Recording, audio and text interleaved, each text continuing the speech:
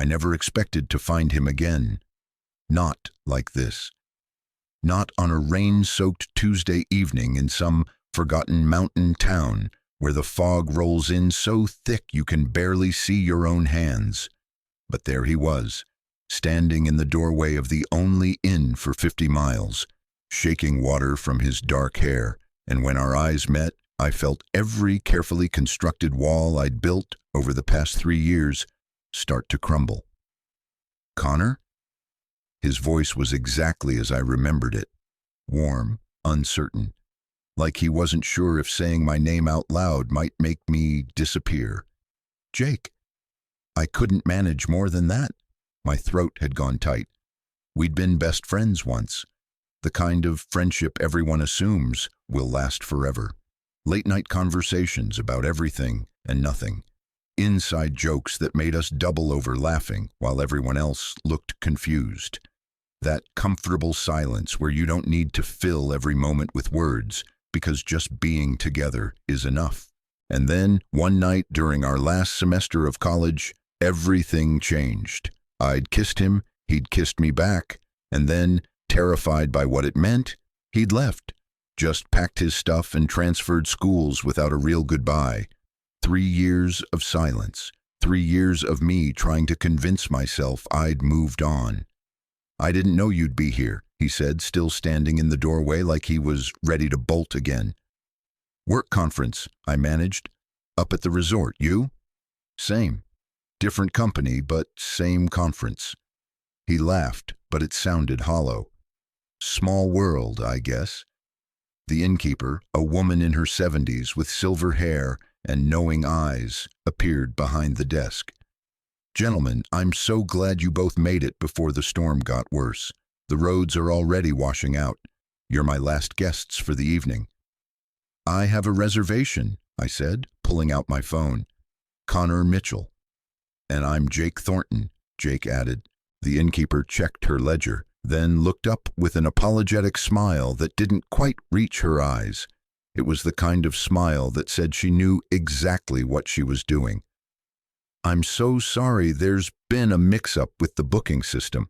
I only have 1 room left, but it's my best room, lovely view of the mountains, and there's a fireplace." "1 room?" Jake's voice cracked slightly. "I can call around to other inns," she offered, but we could all hear the wind howling outside, the rain hammering against the windows. Though I have to tell you, most places up here close early in weather like this, and the roads are getting dangerous. I looked at Jake. He looked at me. 3 years of unspoken words hung between us like a physical thing. "We'll take it," I said before I could think better of it. The innkeeper didn't ask questions. She just handed us a single key with a brass tag that read "Willow Room" and pointed up the narrow staircase. "Second floor, end of the hall. There's extra blankets in the closet if you need them. Breakfast is at 8. The room was exactly as she'd described. Rustic wooden beams, a stone fireplace already laid with logs ready to light, and a large window overlooking the valley where we could see nothing but swirling fog and rain. And yes, 1 bed.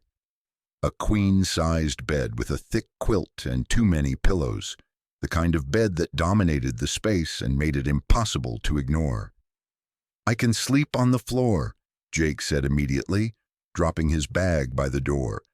"Don't be ridiculous, it's cold and that floor is hard stone." "The chair, then." "Jake." I turned to face him properly for the first time since we'd arrived. "We're adults. We can share a bed without it being weird." But it was weird. We both knew it, because the last time we'd been in a bed together, we'd been tangled up in each other, his hands in my hair, my name on his lips, and the terrifying realization that what I felt for him went so far beyond friendship that it scared me breathless. And then morning came, and he was gone. "Why did you leave?" The question came out before I could stop it. Jake stood very still, his hand frozen on the zipper of his jacket. "Connor, I don't think—" 3 years, Jake. 3 years and not a single text, not a call, nothing. You just vanished like I meant nothing to you. You meant everything to me." His voice was barely a whisper. That was the problem. The rain hammered harder against the window. I moved to the fireplace, needing something to do with my hands, and started arranging the logs. "I don't understand." "I was scared." He said it so quietly I almost didn't hear him over the storm. I'd spent my whole life being one person, believing certain things about myself, and then you kissed me and everything I thought I knew just fell apart. I wasn't ready. I wasn't brave enough. I struck a match, watching the flame catch on the kindling. And now? Now I've spent 3 years regretting the biggest mistake of my life.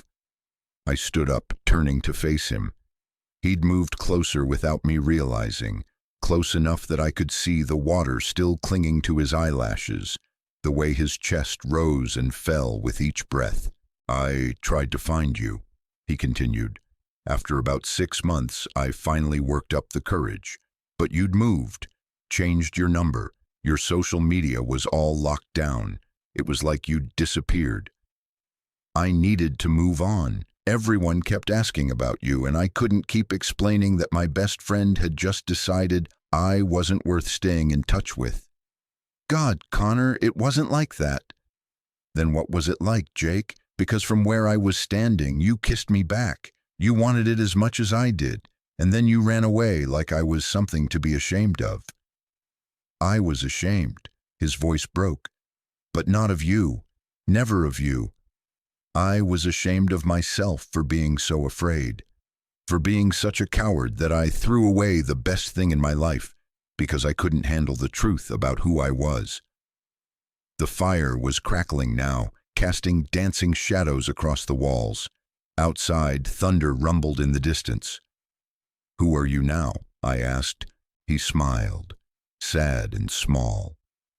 "I'm someone who spent 3 years learning to be honest with himself. I'm someone who came out to his family, his friends, his co-workers. I'm someone who's been on dates, had relationships, tried to move forward. And I'm someone who never stopped thinking about you, not for a single day." My heart was pounding so hard, I was sure he could hear it. "Jake, I know I don't deserve another chance. I know I hurt you, but seeing you tonight, standing here in this room with you, it's like no time has passed at all. I feel exactly the same way I felt that night 3 years ago, terrified and exhilarated and so completely overwhelmed by how much I—" He stopped, swallowed hard. "By how much I care about you." I wanted to be angry. I wanted to hold on to the hurt and the betrayal and the 3 years of missing him like a physical ache. But looking at him now, seeing the vulnerability in his eyes, the way his hands were shaking slightly, I couldn't do it. Because I felt it too. That same pull, that same connection that had always existed between us, even stronger now for having been denied. "I dated people too," I said quietly. "Nice guys, good guys, but none of them were you." "Connor," he said my name like a prayer. "I'm still angry with you. I'm still hurt." "I know. But I never stopped caring either. And I hate that. I hate that after everything, you can still walk back into my life and make me feel like this." He took a step closer, then another, until we were standing toe to toe, the heat from the fireplace warming our backs. "How do you feel?" "Like I'm 19 again and terrified of what it means to want someone this much." "I'm terrified too," he whispered, "but this time I'm not running. I swear to you, Connor, I'm not running." I reached up, my hand trembling, and touched his face. He leaned into the touch like he'd been starving for it, his eyes falling closed. "You really hurt me, Jake." "I know, I'm so sorry. I would take it all back if I could." "We can't go back, we can only go forward." His eyes opened, meeting mine. "Then let's go forward. However slow you need. Whatever it takes. Just please give me a chance to prove that I'm not that scared kid anymore." I should have said no. The smart thing, the safe thing, would have been to keep my distance, to protect my heart. But standing there with him, feeling the solid warmth of him under my palm, seeing 3 years of regret and longing mirrored in his eyes. I couldn't do it. I'd spent 3 years being smart and safe, and it had left me empty. Okay, I breathed. Okay. One chance, Jake, that's all you get. The smile that broke across his face was like sunrise. That's all I need. We stood there for a long moment, just looking at each other, relearning the familiar lines of each other's faces. He'd changed in small ways. A few new freckles across his nose, a small scar on his chin that hadn't been there before. But his eyes were the same, still that deep brown that reminded me of warm honey, still looking at me like I was something precious.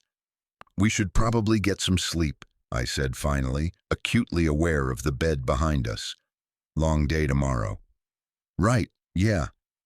But neither of us moved. The storm had settled into a steady rhythm outside. Rain against glass, wind in the eaves. The fire popped and crackled, and we stood there, caught in the space between what was and what could be. I'll take the left side, Jake said eventually. I remember you like sleeping on the right. The fact that he remembered such a small detail made my chest ache. Okay. We moved around each other carefully, gathering our things for the bathroom, changing into sleep clothes with the kind of awkward awareness of teenagers. When we finally settled into bed, there was a careful distance between us, maybe 6 inches. It felt like miles. I lay there in the darkness, listening to him breathe, feeling the warmth of him so close and yet not touching. My body remembered him, remembered the weight of his arm around my waist, the way we used to fit together perfectly, the sound of his heartbeat under my ear. Connor? His voice was soft in the darkness. Yeah? Thank you for giving me this chance. Ask me in the morning if you should thank me. I might wake up and come to my senses. He laughed quietly. Fair enough. More silence. The storm outside seemed to be letting up slightly, the rain softening to a gentler patter. Jake? Yeah? I'm glad you're here, even though it's complicated and messy and probably a terrible idea. I'm glad. I felt the bed shift as he moved slightly closer, still not touching, but closer. Me too. I don't know which one of us moved first. Maybe we both did, but somehow, in the darkness, his hand found mine. Our fingers intertwined and it felt like coming home. Is this okay? He whispered. Yeah, this is okay. We fell asleep like that, hands clasped, 3 years of distance finally beginning to close. I woke to early morning light filtering through the curtains and the smell of coffee. Jake was already up, standing by the window with 2 mugs in his hands, looking out at the valley. The storm had passed, leaving everything washed clean and sparkling. Hey, I said, sitting up. He turned and the smile he gave me was shy and hopeful. Hey, I raided the coffee station in the hallway. Hope that's okay. More than okay. I took the mug he offered, our fingers brushing. The touch sent electricity up my arm. I've been thinking, he said, settling on the edge of the bed, about what you said last night, about only going forward. Yeah? I want to do this right. I want to take you on actual dates. Get to know who you are now, not just who you were. I want to earn your trust back, not just expect you to hand it over because of what we used to be. I sipped my coffee, studying him over the rim. What did you have in mind? Well, we're both here for 3 more days for the conference. What if we spend our evenings together? Real dates. Dinner, talking, maybe a walk if the weather holds. No pressure, no expectations. Just us, getting to know each other again. And if it doesn't work out? His face grew serious. Then at least we'll know we tried. But Connor, I have to tell you, I'm pretty confident it will work out. Because what we have, it's not something that just goes away. You seem very sure of yourself. I'm not sure of anything except how I feel about you. Everything else we'll figure out together. I wanted to protect myself. I wanted to keep him at arm's length, make him work for every inch of ground. But looking at him now, seeing the earnest hope in his eyes, I found I didn't want to play games. Life was too short. We'd already lost 3 years. Okay, I said. 3 days. Let's see what happens. His smile could have lit the entire room. Yeah? Yeah, but Jake, I need you to understand something. I'm not the same person I was 3 years ago. I've changed, grown. I've had to learn how to be okay without you. I know, I've changed too, and I want to know everything about who you've become. I want to know the person you are now, not just the memory of who you were.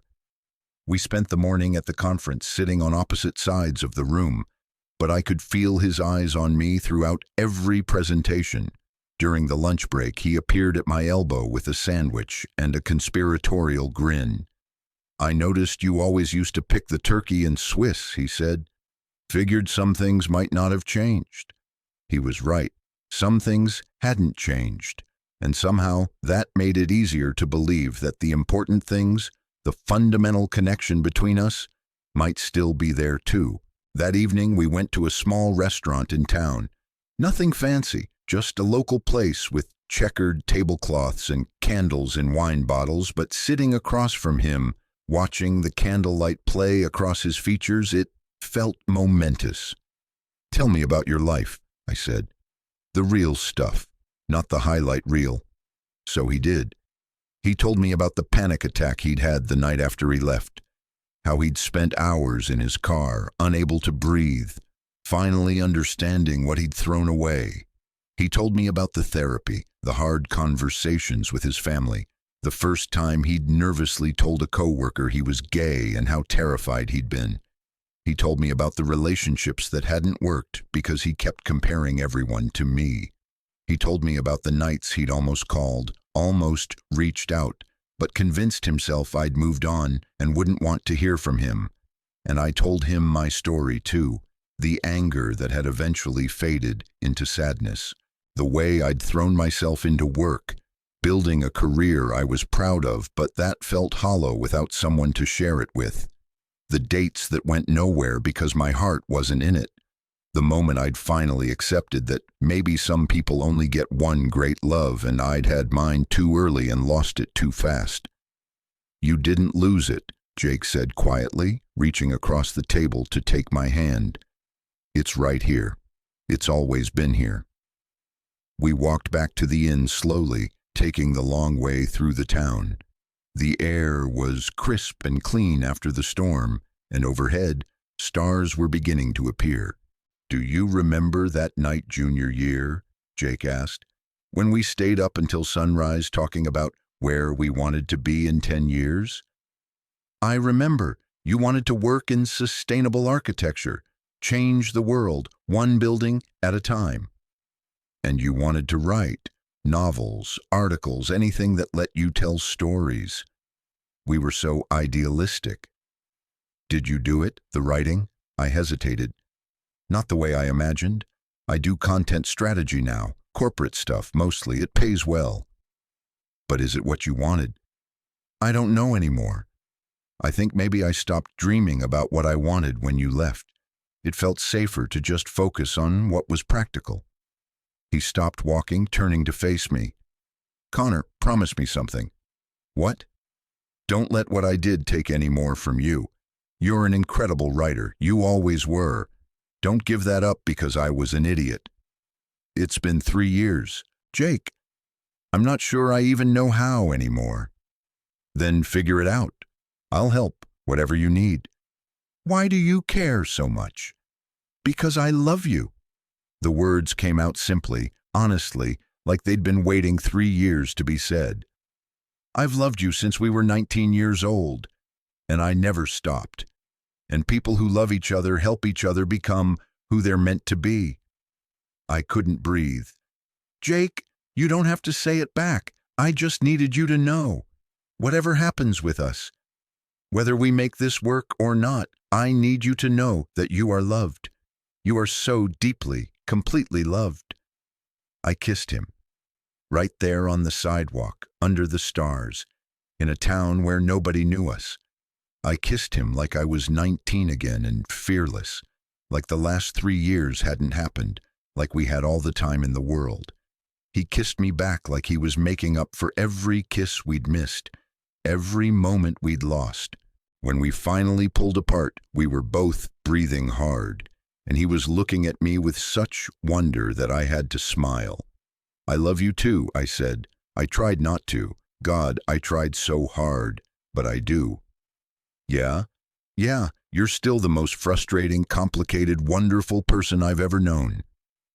We made it back to the inn in record time. The innkeeper was behind the desk, and when she saw us hand in hand, she smiled that knowing smile again. "Same room?" she asked innocently. "Same room," I confirmed. That night there was no careful distance. We lay tangled together, his head on my chest, my fingers running through his hair, talking about everything and nothing, making plans, dreaming out loud about what came next. "Move in with me," he said suddenly. "Jake, we've been back together for like 36 hours. I know, it's crazy, but Connor, I don't want to waste any more time. I've spent 3 years without you, and every day felt wrong. Now that I have you back, I don't want to spend another night apart." "That's insane. Completely insane," he agreed. "But is it wrong?" I thought about my apartment, the place I'd carefully decorated to be exactly what I wanted, but that always felt too quiet, too empty. I thought about coming home to Jake every night, cooking dinner together, falling asleep in his arms, waking up to his smile. "No," I said quietly, "it's not wrong. It's terrifying, but it's not wrong." "Is that a yes?" "It's a yes, but we're doing this smart. Trial period first, and we're getting a place together, not me moving into yours or you into mine. Fresh start." "Deal." He squeezed me tighter. "God, I can't believe this is real. I keep thinking I'm going to wake up and you'll be gone. I'm not going anywhere, not this time." "Promise?" "Promise." The next 2 days passed in a blur of conference sessions and stolen moments. We'd sit together now, his hand finding mine under the table. During breaks, we'd slip away to walk the grounds, talking about apartment hunting, about introducing each other to our current friend groups, about all the mundane and extraordinary details of building a life together. On our last night, we skipped the conference dinner and drove up into the mountains, finding a lookout point where we could see the entire valley spread out below us, lights twinkling in the darkness. "I want to show you something," Jake said, pulling out his phone. He scrolled for a moment, then handed it to me. It was a document, a story, and as I started reading, I realized it was our story, or a version of it, written from his perspective. The fear, the regret, the longing, every emotion laid bare on the page. "I started writing this about a year ago," he said quietly. "My therapist suggested it might help me process everything, but it turned into something more. I couldn't stop writing. I have about 50,000 words now."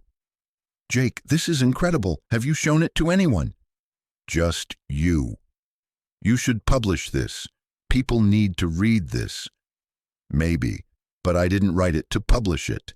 I wrote it because I needed to understand myself, to figure out why I ran and how to make sure I never run from anything that important again." I handed back the phone and pulled him close. "Thank you for showing me.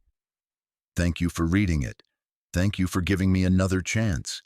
Thank you for being brave enough to still love me even after I hurt you." We hurt each other, but we're healing now, together.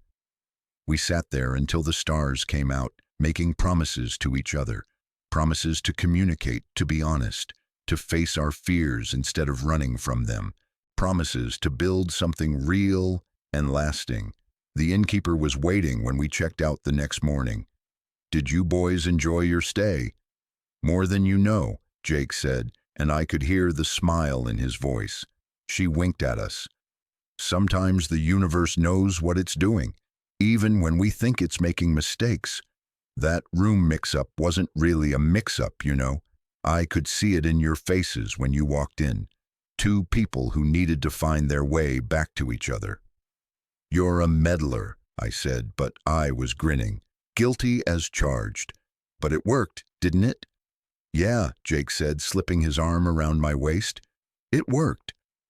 6 months later, we're sitting in our apartment, boxes finally unpacked, arguing good-naturedly about where to hang the photos. I've started writing again, working on a novel in the early mornings before work. Jake's at a firm that's revolutionizing green building design. We're building the lives we dreamed about, but better because we're building them together. Sometimes I think about that storm, that one bed, that innkeeper who didn't ask questions but knew exactly what she was doing. I think about how easily we could have missed each other, how close we came to letting fear win, but we didn't. We chose courage. We chose each other. And every morning when I wake up next to him, I choose him again. That's what love is, I think. Not the big dramatic moments, though those matter too. It's the daily choice to stay, to try, to keep choosing each other even when it's hard. Jake looks up from the photo he's holding, catches me watching him and smiles. "What are you thinking about?" "That innkeeper, how she gave us a room with one bed and changed everything. Best booking mix-up ever. You know it wasn't really a mix-up, right?" "Oh, I know, and I'm eternally grateful to her for it." He crosses the room, wraps his arms around me, and I lean into him, feeling the steady beat of his heart against my back. "I love you," he murmurs into my hair. "I love you too." Outside, it's starting to rain, but inside, we're warm and safe and home, together, finally, completely together, and this time, neither of us is running.